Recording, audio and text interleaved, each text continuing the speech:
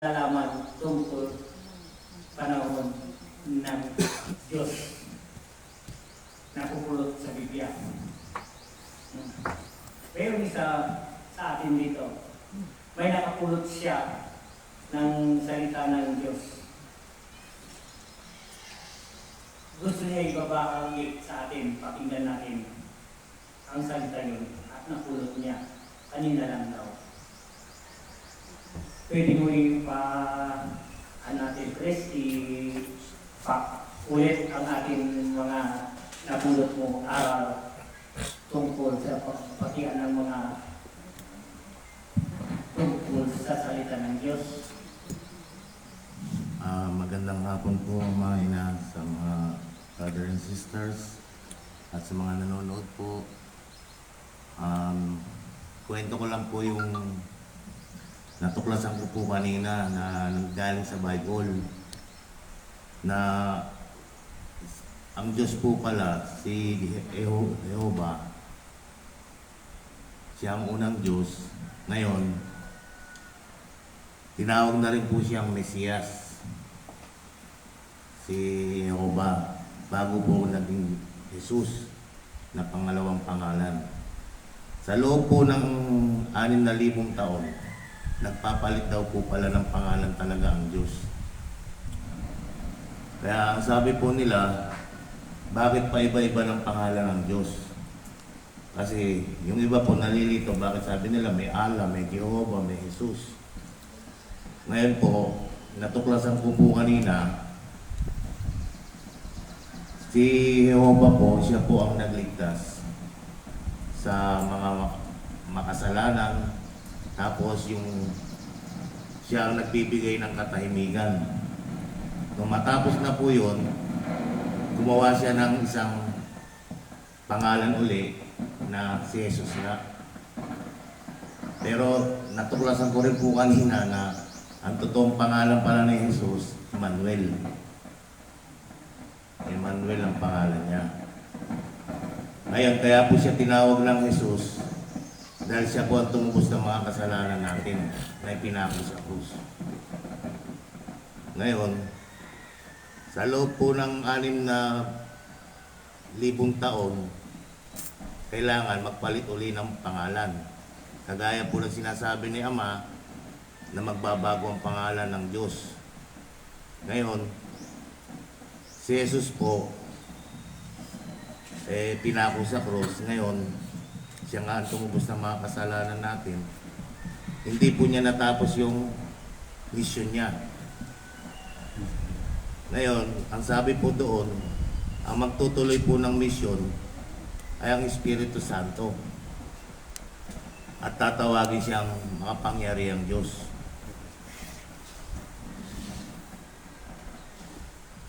Ngayon po,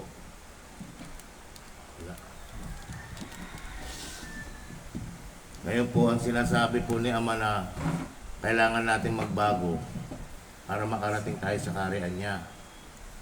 Ngayon po, yung masama at mabuti, pag-iiwalayin po ng Diyos.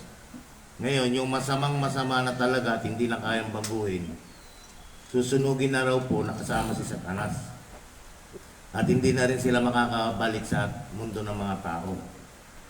At yung mabuti, lilitisin pa rin po yun.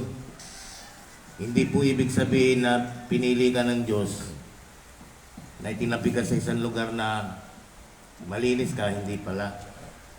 Lilitisin ka pa rin. Kaya kailangan daw po magbago talaga. Kasi kung di ka magbabago sa mga kasalanan ginawa mo, susunugin ka na at di ka na makakabalik kailan pa man. Parang magiging abo na po. Hindi na makakabalik sa mundo ng mga tao. Pero yung pinili po na yun, may posibilidad po na pwede pang mabuhay sa mundo ng mga tao. Pero doon po nila ipagpapatuloy yung pagbabago nila kasi hindi pa talaga tuloy silang lubusang nagbago. Kaya pwede pa po silang magbago. Ngayon, sabi nga po ng Diyos, siya ang may-ari ng lahat. Siya ang sa kanyang karagatan, hangin, pati apoy, sa kanya lahat yan ang galing. Kaya ang ano nga po doon, ang magpapatuloy talaga ng gawain ng Diyos, ang Espiritu Santo. Kaya tatawagin po siyang makapangyarihang Diyos. Yun po ang naano ko kanina. Salamat po. Yun lang po. Maraming salamat. Ay, sino nagsasalita? Yung nagbatihan sila? Sino sila? Yung pong isama, iglesia. Yung isa. Jehovah po, yung Jehovah. Yung saksi, parang saksi. Saksi. Yun.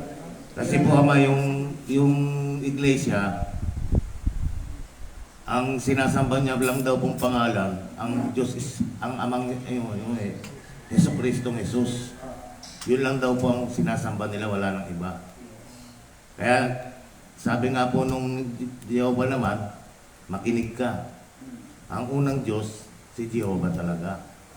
Tapos po yung mga binasa po nila ama na nasa Biblia, ba't daw sa loob ng 2 taon hindi niya nabasa? At yung mga ginagawa niya pong paglilingkod sa Diyos Ama, hindi niya nararamdaman yung mga presiyes na pumapasok sa katawan niya. Nung pala marami pa siya dapat alamin. Kaya nga po nung narinig niya po yung mga salita ng kabila, pumaning na po siya. Kasi doon daw po niya nalaman yung lahat ng katotohanan para sa Diyos. Hindi po siya makapaniwala na babaguhin yung pangalan ng Diyos. Kaya sabi niya, hindi pwedeng palitan ang pangalan ng Diyos. Pero mangyayari, ang nakasulat, sabi niya. Ang tinakda, itinakda.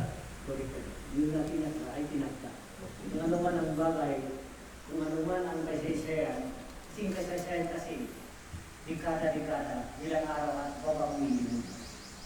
Pati ang tao din, at babaguhin. Laging tiyatandaan, ang sabi ng tao, ang Diyos sa tao, panganak ko, isa lang hinihiling sa inyo. Huwag na kayo hiling, alam ko ang mga kailangan niyo, ang mga pinansal niyo sa buhay niyo. Isa lang aking hinihiling sa inyo, pagbago kayo, maharap kayo. Dahil ako ang Diyos, ako ang gumawa ng lahat ng bagay dito sa lupa, alam ko.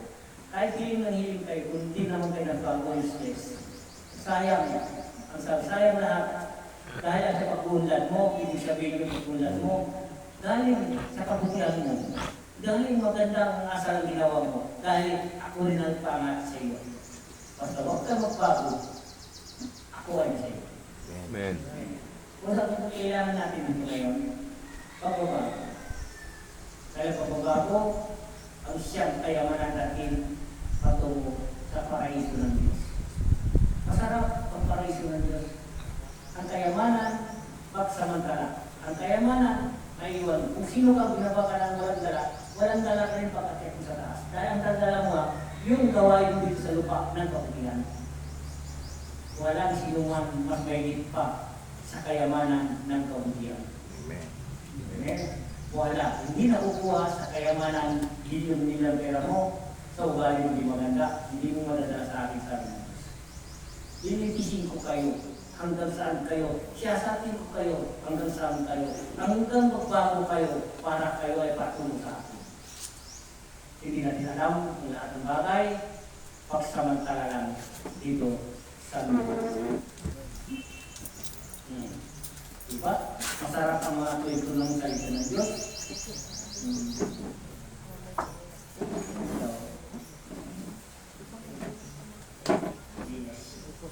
Diba, ang bagay, ang lahat, mabuti dito sa ating templo natin. Yung logo natin ay nakatatak doon sa bandera ng Pilipinas. Isipin ninyo, yung logo live, yung logo natin, makikita nila nung live, nandito, sa gitna. Ibig sabihin, ang Pilipinas ay pinili. Nakikita niyo ang logo, lumalagtad na. Dahil yung binigay sa year 2007, alas 12 ng gabi, sa pamamahin. 2007, December 22. Nakatatak sa damit ko. Ngayon, ang gusto na naman, yung isang witness ko, hindi na siya makakapunta dahil ay hindi siya makakalakad. Ang witness ko sabi niya, kung witness mo at hindi niya matutupad ang binigay ka sa kanyang katungkulan at sila na rin ang bababa, ipapakita ng lahat. Ito ang loob natin. Yung pilit niya, sa Romans, tignan mo sa Chinese, ang logo natin sa pilit natin yung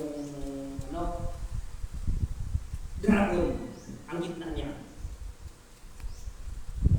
Doon sa manawa, pasok ka sa kanang kamay na ganun si Papa Jesus, yung cross doon, yung logo natin sa labas, isa pa rin. Ngayon sa atin, lumalantad na. Yan ang tunay na liwanag at binigay sa atin. Yan ang itatak natin. Kahit saan tayo pumupunta, lumalabas na ang logo natin. Makikita na sa mundo. Binaba na naman para at iba na ngayon ang darating dito sa mundo ng Pilipinas. Ang Pilipinas, ang pinili ng Diyos. Kung nakita nyo, tignan nyo ang logo.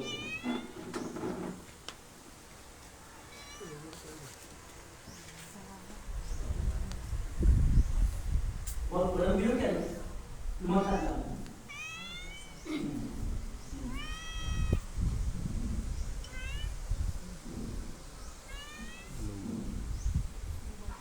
Opo. Lumatad. Dito. Dito eh. Sinalo ko yung liwanag. Nagdalay po. Dahil ang lahat yan, ang labi ng mga Thank you for watching. Salamat kay Madam Sugitan Juby. Thank you for coming po, Madam. And Sinalo ko yung liwanag. ito po yung gawain natin. Share tayo ng worship God. Bahay mga patotoong pangyayari. Napunan po ng video at larawan. Pati mas ko, pinanong ko. Ang liwanag, tumaas. Shoutout din po kay Madam Marisa Kawili Ang lapit Bitran. ko yung buwan ko, nakakausap ko yung light. Kung kumikot ako kali, gumanon din yung araw, sumunod din sa akin. Hindi nyo alam kung si Jesus ko yung anak. Alam din niyo. Ito.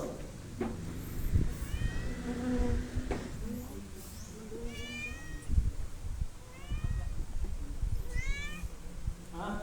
Walang yung nangyari kay Jesus, yung pinaghirapan na siya, yung binatas siya ay wala. Yung anak niya, sabi, di ba sabi na Jesus, may darating, mas may dito sa atin. Ang Holy Spirit. May darating, bibigay kong bagong pangalan. Ha? Oh. Tunay na Espiritu.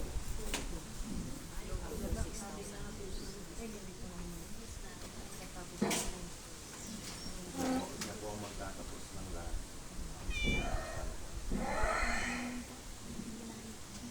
Di ba meron po tatlong verse?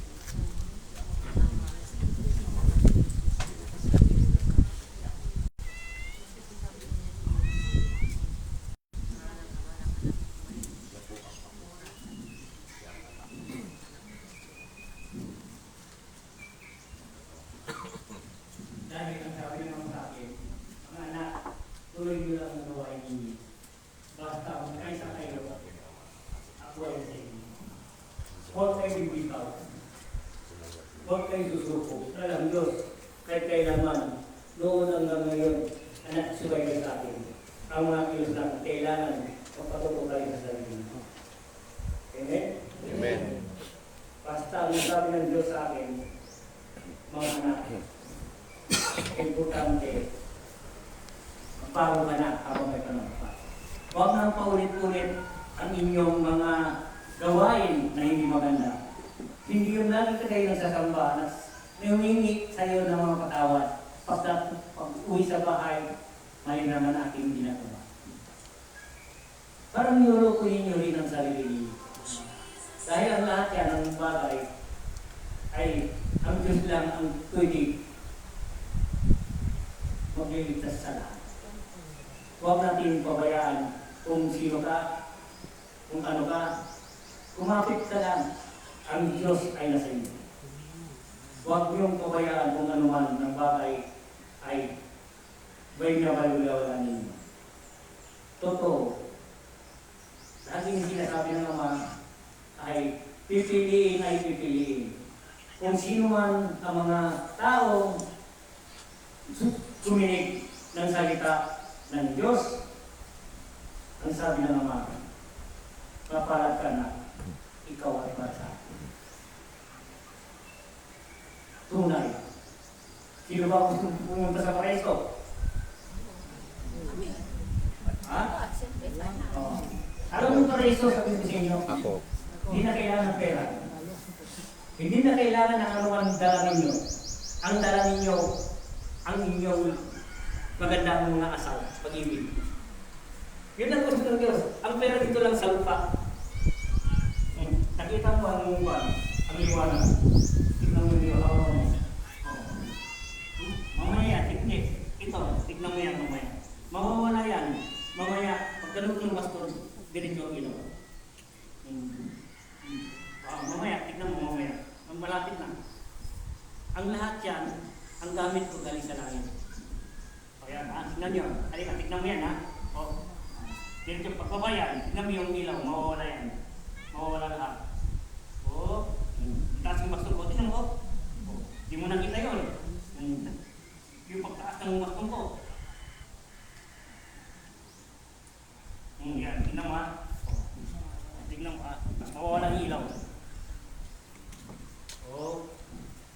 Dalawin baston ko, yun ang pangyari ng mga tao.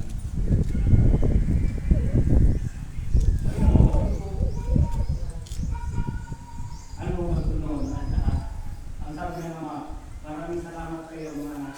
Basta tuloy mo lang ang inyong gawain. Lagi ako na sa inyo.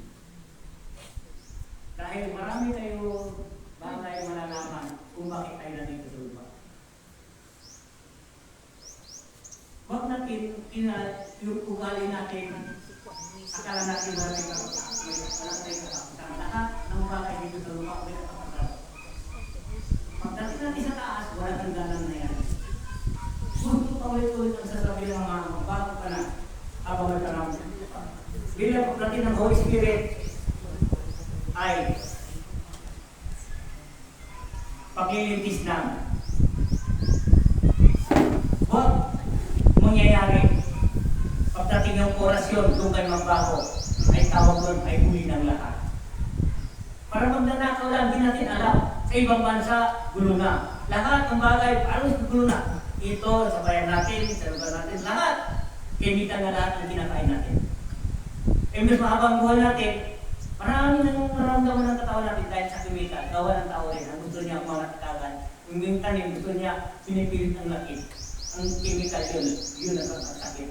Doon tayo nagkakasakit. Dahil ang chemical ay kunti-kunti. Mamamatay ang mga bagay sa katawan natin. Mga virus, mabuhuti ay namamatay. Puso mahina tayo.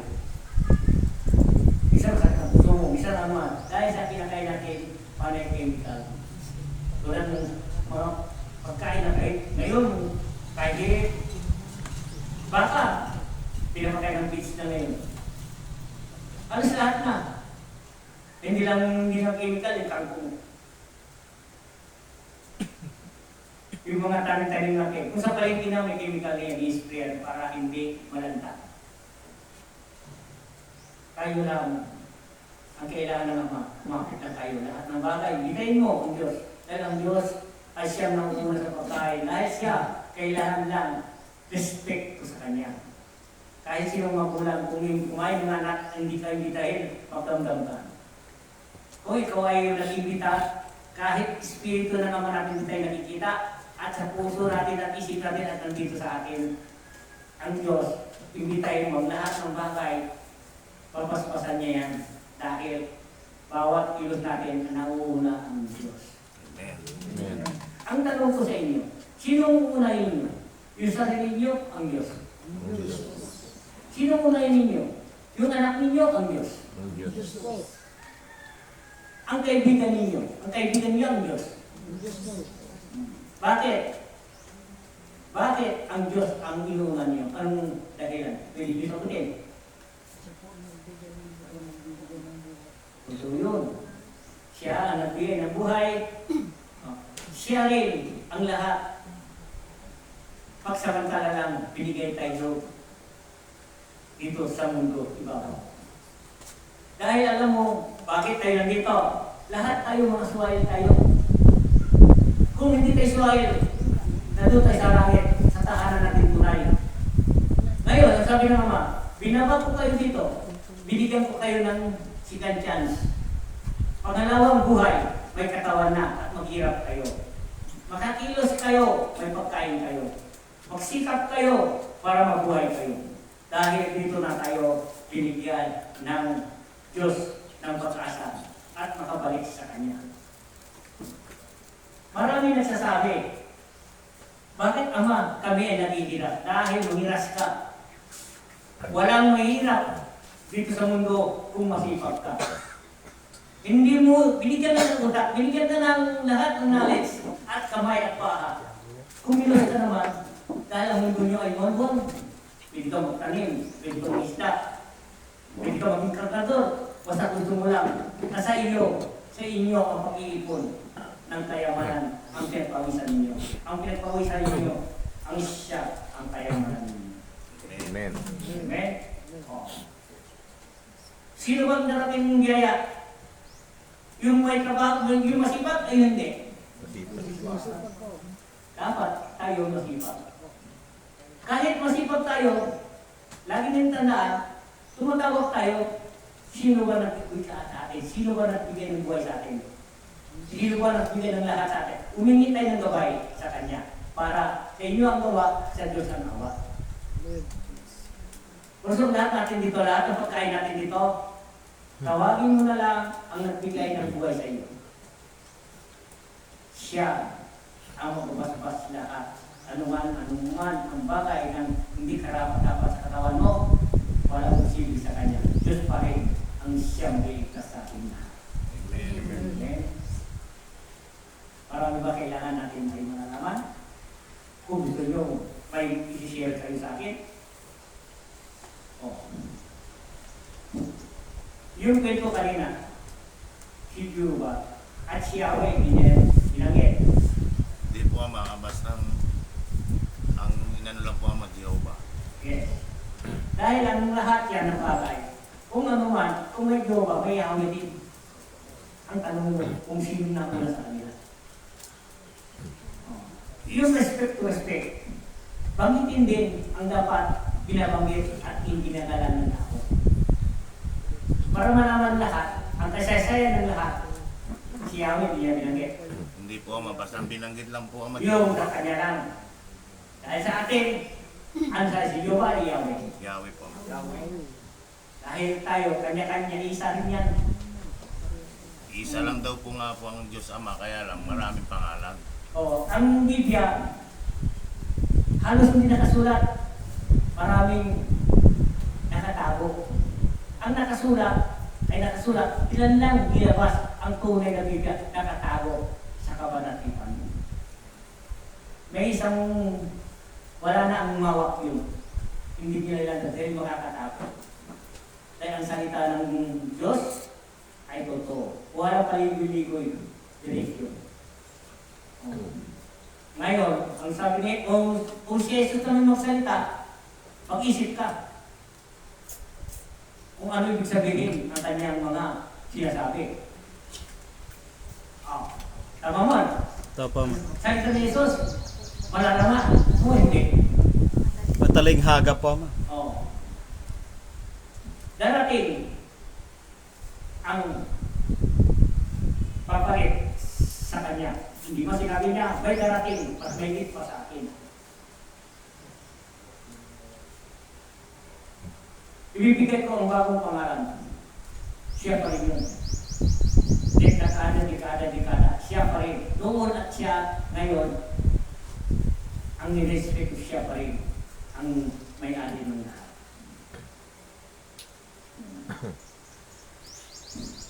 Paano na tayo? Kumpleto tayo dito. May baston, may bato, may puso, may mata. Kumpleto tayo. Kumpleto ang gamit, may ulo. Lahat ng bagay, may mga gamit sa buong mundo ito, sa mundo natin, nandito sa mga bato ko. Yung pisa ko ng mulot, year 2007, pag dati ng logo ko, yung logo binigay sa akin, doon ako namumulot ng bato, galing sa langit. Usong bato ko, nilagay, bawal umawak. Dahil may umawak at kumuha, nagkasakit. Sila rin ang bato ko. Yung bato ko, nakikita niyo, ordinary na yan. Ang laman sa loob, Himalayan. Walang makikita nila, ordinary. May tinaktak, may oras sa bato yan. Ako lang ang Diyos ang nakakala. Ang hinihiling ko ng Diyos sa akin, isa lang.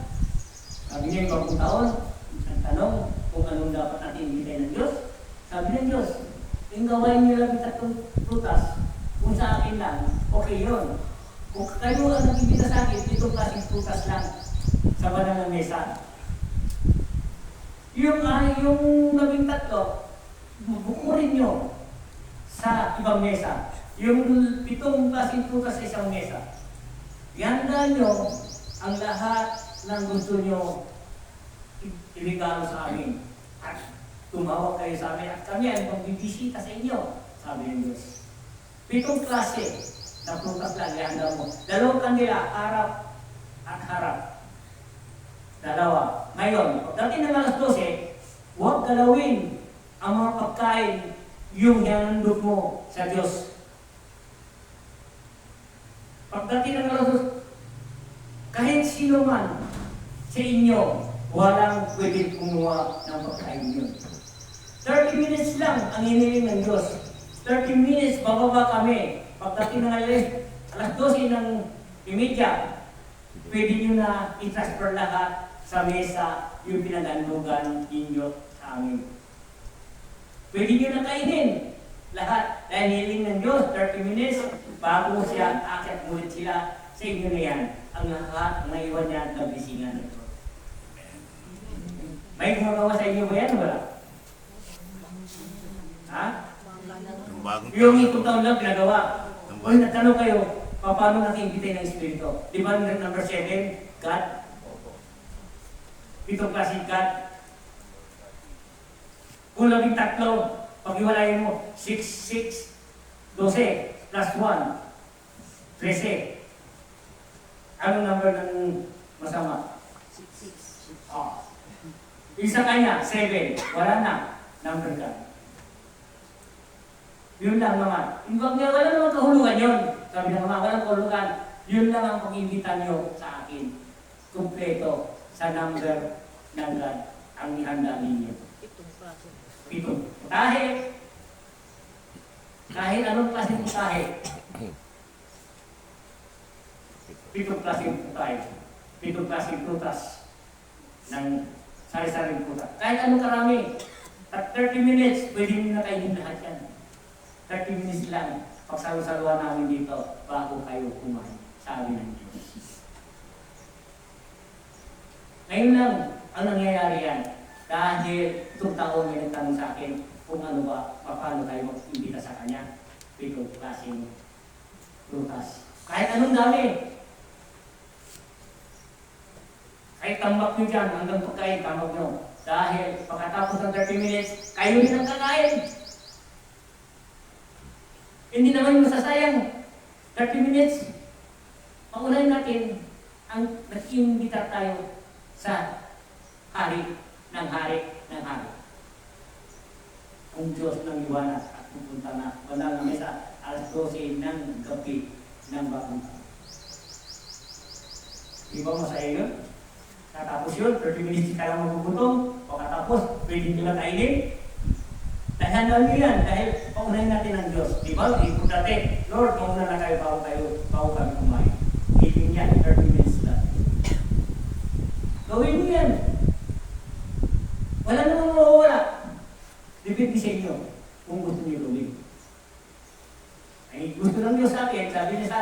Basta huwag nyo galawin.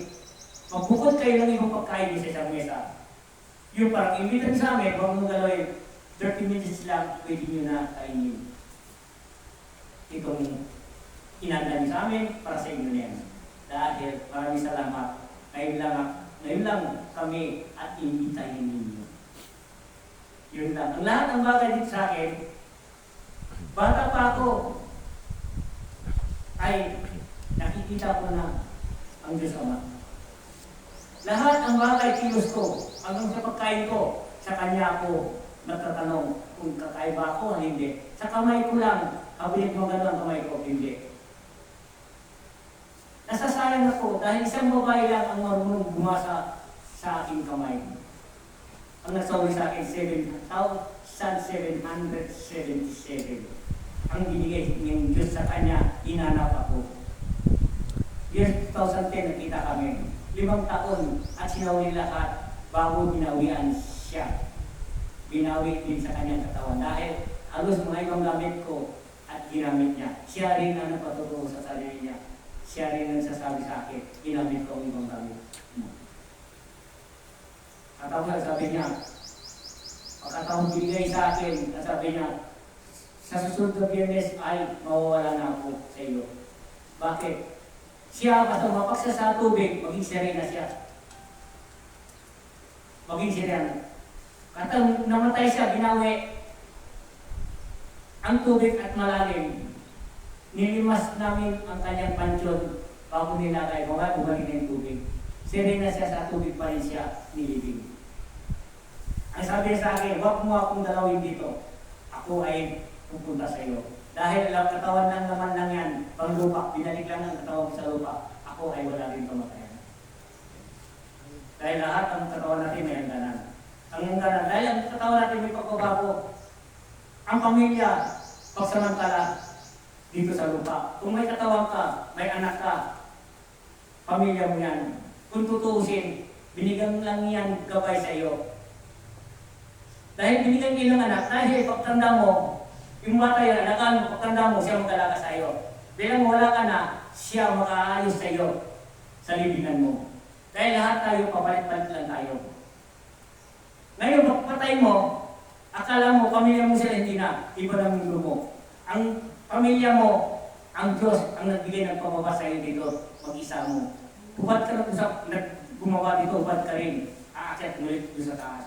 Kung tanda mo, ay galing ka sa bata, tanda mo, kung hindi ka laging tumatawag sa kanya, mag-isip bata ka rin. Pag abot ka naman 90, abot 100 years. Kung kayo hindi kumakapit sa kanya, mabablaan ko lahat, maging bata kayo ulit. Kung kayo ay kumakapit, ang memory nyo hindi mawawala dahil lagi ang Diyos ay nasa inyo. Amen? Wala na permanente dito sa lupa. Pagsamantala lang tayo, ang katawan may pagbabago. Bata ka, ibang anyo mo. Binata ka, iba. Ang pagtanda mo, iba. Iba-iba. Dahil ang katawan yan, pagsamantala lang. Binigyan lang sa iyo. Pinahiram lang sa iyo. Puso, ang ugali natin, kung sino ka, magbago na habang may panahon ka. Dahil lahat yan, mawawala kayo lahat dito sa lupa. Dahil ang lupa, may hangganan. Wala katapusan patungo sa paraíso ng Diyos. Huwag niyo sabihin, mahal ko yan, mahal ko. Ang kunay kong mamahal, iyo magandang disiplina sa mga anak mo. Paglaki niya, at iyo makikita mo, kung wala ka na makikita mo, yan ang nagmana sa iyo. Kaya sabi ng Diyos, maganda ang pagbawa mo dito. At yung mga pinaglaki mo ay naglalaga, pinalaga ko sa iyo, binigay ko ng gabay, maganda ang kanila gawa. Dahil ang dito sa mundo, kanya-kanya tayo ligtas. Ang sabi ninyo, ang Diyos magliligtas, hindi. Kayo ang magliligtas. Bababa ang Diyos, kukunin kayo kung karapat-dapat kayo para sa Kanya. Ang sa Kanya, ang kailangan para sa anong kailangan natin para darating tayo sa Kanya? Alam mo, dahil kayo, talaga yun. Pagbabago. Ang pagbabago, yun ang kayamanan patungo sa Kanya. Wala na sa inihiling kahit anuman, bagay. At ang pagbabago mo, ako ay sa iyo. Hindi ang kayamanan kahit ano ang ibibigay mo. Magbigay ka man sa kapwa mo, magbigay mo kumulong sa kapwa mo, yung ugali mo di maganda, useless. Ang magbigay ka, yung talagang magbigay mo, yung talagang pusang loob, huwag kang mag-isip, sayang, bigay ko pa doon. Bakit? ng alanganin ko, huwag kang bigay. Yan ay makakasala pa sa iyo. Makakasala ka sa Diyos dahil ay patuloy na nag-alanganin ka. Sabi ng Diyos, ang lahat ng kayamanan na ako nagtakot sa iyo, ako gumawa ng paraan para maging umangat ka sa trabaho mo. Wala akong dalawang isip dahil ikaw ay totoo. Lahat ay hiniling mo, binigay ko. Ngayon, pagtutulong mo, medyo alanganin ka. Diyan ka, may ikaw sa Diyos. Sabi ng Diyos, anak, hindi naman kita tinuturuan. Bakit? Saan ka nakapulot yan? Dahil nakikita mo isang tao at maramot, huwag ka magdamot. Hindi yan bagay sa pagdadamot, yan nakukuha. Kung hindi ganyan ang ganda ng ugali mo, hindi marating ang biyaya sa iyo. Kaya magdamot ka, dadamot din sa iyo. Mawawala na lahat, pati kaibigan mo, pati ang nag-advise sa iyo. Aalis din ang anghel sa katawan natin. Dahil tayo, simula binaba tayo, may anghel na tayo nagdumating. Tayo rin ang dapat sa pagbantay natin. Huwag tayo mag-insiwain ang kailangan ng Diyos tutukan. Dahil tayo rin lahat pagsamantala lang dito sa mga. Amen? Dahil ang lahat siya, sabi ng Ama, gusto niyang umiyak. Marami na maraming maliit ang paraan ng gawa sa buhay, ang buhay nila. Hindi nila alam katawan ng Diyos yan, pinahiram lang sa inyo. Akala nyo nakalamang kayo, hindi. Hindi, walang may-ari kahit sino man dito dahil kayo ay papawiin din ng Diyos. Kusong lahat ito, daladalhin niyo sa isipin niyo, yung pag-ibig. Ang pag-ibig ay siya ang maging totoo patungo sa paraiso ng Diyos. Amen. Dahil tayo, nakikita nila dito tayo, nagpapasa ako, wala akong bibigyan. Wala akong bibigyan. Dahil hindi ako marunong sumulat, hindi ako marunong sumasa. Magtanong kayo sa tapusin ko. Dahil ang sa akin, sa pagkakamot ko, hindi ako napagaling sa inyo ang Diyos. Dahil sa Kanya lahat, ang mga misay dumarating sa akin, sa Kanya lahat, hanggang kagalingan ninyo, sa Kanya, hindi ako napagaling ng Diyos. Dahil ang Diyos, sumusunod lang ako, ang Kanyang mga binili sa akin, ang Kanyang ginawa, ang gabay sa akin. Siya ang nagagabay sa lahat sa akin ay si Jesus. Lahat ng bagay, hanggang liwanag, sabi ko, Ama, kung tunay po, talagang maglilingkod ako sa inyo. Kung tunay no, ako ang anak ninyo. Ipatong nyo ang liwanag sa kamay ko. Pumatong. Ang laki ng liwanag. Makita ninyo, itong baston ko, sa isip ko, pwede ihampas ko yung baston ko dito sa lupa at lalabas ang liwanag galing sa lupa patungo sa langit. Gawin mo, di ko nagawa ko rin. Yung logo mo, sabi ko ang logo, tayo na po ang lantad. Tumalantad na. Ang sabi ng Ama sa iyo, sa akin, anak, kung ano ang bagay, hilingin mo, ibibigay ko sa iyo. Sabihin mo sa mga kasamahan mo, huwag na paulit-ulit ang ugali, hindi maganda, mamaya, hindi. Lahat, at sino man, kahit ano, baguhin nyo na habang may panahon. Di natin alam kung pagdating ng bagay, may sakuna darating sa akin. Ang lahat yan, kung kayo ang tunay ng bago, maligtas kayo kung hindi, wala akong magawa. Dahil ng Diyos, di ka karapat-dapat, iambos ka na. Isa ka na nililitisin doon. Doon ka na magsasabi, patawad Ama, tapos na. Huli na ang lahat. Hindi ko kailangan ang iling natin.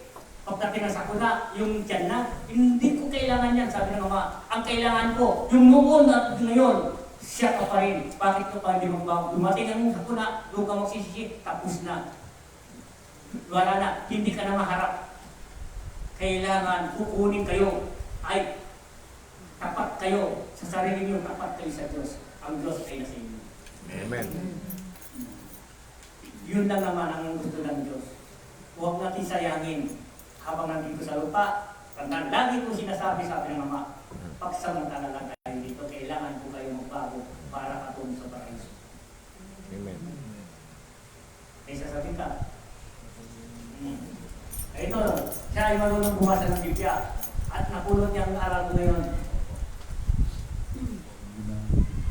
Magandang hapon po sa inyo pong lahat, brothers and sisters. Mga nanonood po, magandang hapon po sa inyo pong lahat. Yung pong gift Yung paliwanag po ni Ama ay nakasulat po sa Biblia, yung mga gintong aral po ni Ama Idol. Nakasulat po sa Biblia na tayo po yung magliligtas sa ating sarili. Tayo po ang gagawa ng kaligtasan. Nasa Deuteronomy chapter 30, verse 15 to 16. Nasa inyo ngayon ang kapasyahan. Kayo ang pipili ng buhay at kasaganahan. Unang kahirapan at kamatayan. Kapag sinunod ninyo ang kautusan, inibig si Yahweh at nilakaran ang kanyang mga landas, pagpapalain niya kayo sa lupaing ibibigay niya sa inyo. Mabubuhay kayo ng matagal at kanyang pararamihin kayo. Yun po yun, yung gintong aral po ni Ama. Nasa atin po, kung gusto po natin bumaba yung buhay natin, alagaan natin ang katawan natin, gawin po natin ang kabutihan, at unang-una sa lahat, huwag natin kakalimutan ang Diyos na nagbigay ng buhay sa atin. Manguna siya palagi sa bawat kilos po natin upang magabayan po tayo sa mga gawain po natin dito sa mundo. At gampanan po natin kung ano man yung katungkulan na binigay sa atin ng Diyos. At yung gusto naman po natin umangat ang buhay po natin ay nasa atin po ang gawa. Gawin po natin, magsipag po tayo, basta't manguna po ang Diyos palagi. Unahin po natin ang Diyos bago ang trabaho. Unahin po natin ang Diyos bago ang sarili. Unahin po natin ang Diyos bago ang mga anak. Dahil wala tayo dito sa mundo kundi dahil sa Kanya. Kaya manguna siya palagi para mabisingan ang bawat gawain po natin at magabayan po tayo. At yung mga piliin natin ay patutupad. Yun lamang po. Maraming salamat po. Salamat. Budisto, may ano ka dyan? Ah? May tumatawag. Hello po. Ang Budisto, ilabas mo. Yan, lumabas na yung tumatawag ha.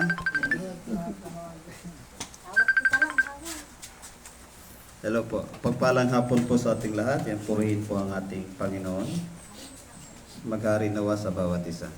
Yung sinasabi niyo po, Ama, tungkol sa pagbabago at ang tao ay kung ano siya noon at siya nagbago ay nawawala na, doon na po bumabagsak ang isang tao po, Ama.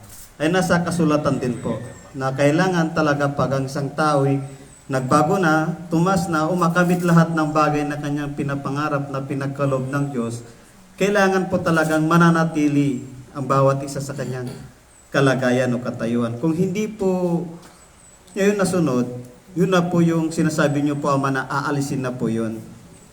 Isa-isa na doon na po bumabagsak po yung isang tao sa kanyang kinalalagyan. Nandito rin po, mababasa po sa Pahayag, verse 2, chapter 5. Sabi niya rito, alalahanin mo ang dati mong kalagayan, pagsihan mo at talikuran ang iyong masasamang gawa. At gawin mong muli ang ginagawa mo noong una. Kapag hindi ka nagsisi, pupunta ko dyan at alisin ko ang kinalalagyan, ang iyong ilawan. Ang kahulugan po nun yung po yung sinasabi po ni Ama, na doon na po tayo napapahamak, na lahat ng ating pinagpaguran ay mawawalang sesay na po lahat. Gusto man nating magsisi, pero huli na ang lahat. Ito po yung nakalagay po sa kasulatan, na kailangan na magsisi na tayo. Yun po kumbaga na wag na nating balikan at mananatili tayong mapagkumbaba. Kung ano tayo nung una tayong tinawag ng Panginoon, ay siya pa rin hanggang ngayon. Yun lamang po, maraming salamat. Maraming salamat din sa iyo. Ngayon, ang gawin natin ngayon, at umiling tayo, mag-pray tayo, para tayo ay lahat ay pagbibigyan ng Diyos. Diling ng Diyos lang dati. Kung ano man ang nandito tayo sa loob at magdasal tayo, ang sarili ninyo, ang bawat isa sa inyo. Kung ano man ang bagay, gagawin ninyo ang makabuti sa inyo, hindi din tayo, ang Diyos ay nasa inyo. Simulan na tayo, mag-imisa tayo. Magdasal tayo. Maraming salamat. Maraming salamat po. God bless po sa inyo lahat, sa lahat po ng mga nanonood. And thank you for watching po. And let na po tayo. Magdasal muna sila. Pray po tayo. Tingnan mo yung pasok.